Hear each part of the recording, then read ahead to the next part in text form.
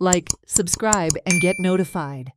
आयज आसा आमी हांगा कोलवाचो आयकॉनीक बीच जो फेमस बीच कोलवा हांगा जायते ट्युरिस्ट येतात जशे भुरगे ल्हान सगळे तरेचे लोक येतात हांगा।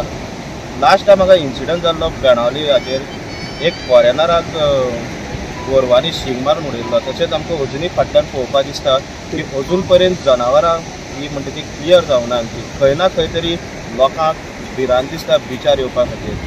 हाचेर गव्हर्मेंटान बेगीनच्या बेगीन नोंद करून घेवची आनी हे बेगीनच्या बेगीन जे आमचे कॅटल्स आसा ते क्लियर करचे। चोय रे पाद्रो ही मरे सुणी वाडत वयताय आनी ही सुण्या सोप म्हळ्यार तोळ्या लायक जाता तोळ्या लायक जायना।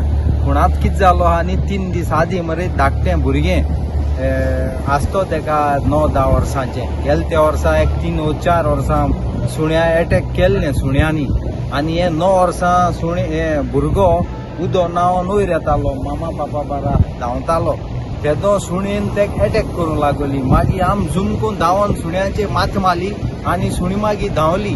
ही चड करून बीच डॉग सुण्या धाकट्या भुरग्यांक अटॅक कोताय।